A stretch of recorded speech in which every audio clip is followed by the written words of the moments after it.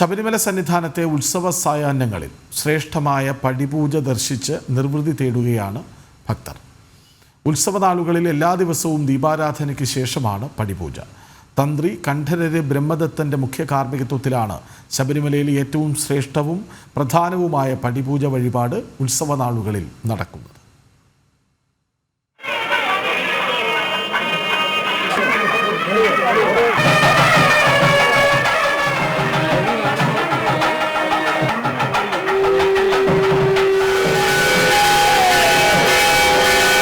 വൈകിട്ട് ദീപാരാധന കഴിഞ്ഞാണ് 18 മനകൾക്കും അധിപനായ അയ്യപ്പസ്വാമിക്ക് മുന്നിൽ പടിപൂജ തുടങ്ങുന്നത്.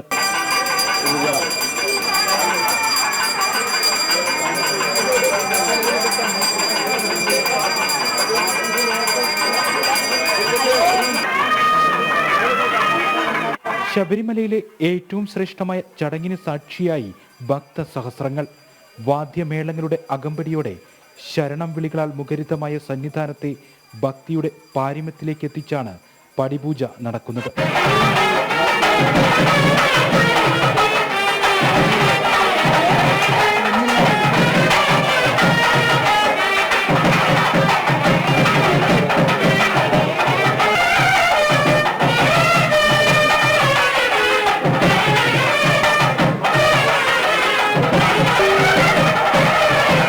ഓരോ പടിയിലും വിളക്കും പൂജാ നിവേദ്യങ്ങളും അർപ്പിച്ച് മന്ത്രങ്ങൾ ഉരുക്കഴിച്ചാണ് പൂജ.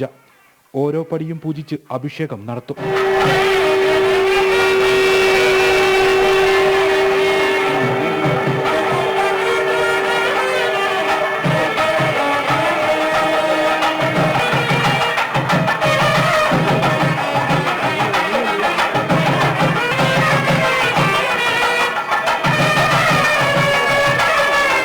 മുപ്പത് നിലവിളക്കുകൾ, 18 നാളികേരങ്ങൾ, 18 കലശങ്ങൾ, 18 പുഷ്പങ്ങൾ എന്നിവയൊക്കെ പടിപൂജയിൽ ഉപയോഗിക്കുന്നു.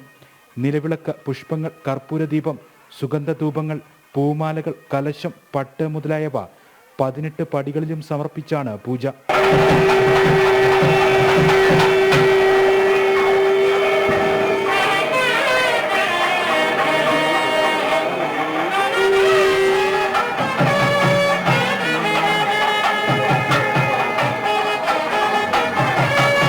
മകരവിളക്ക് കഴിഞ്ഞുള്ള ദിവസങ്ങളിലും ഉത്സവമാസ പൂജകളിലും ഓണം, വിഷു തുടങ്ങിയ വിശേഷങ്ങൾക്കുമാണ് പടിപൂജ പ്രധാനമായും നടക്കുക.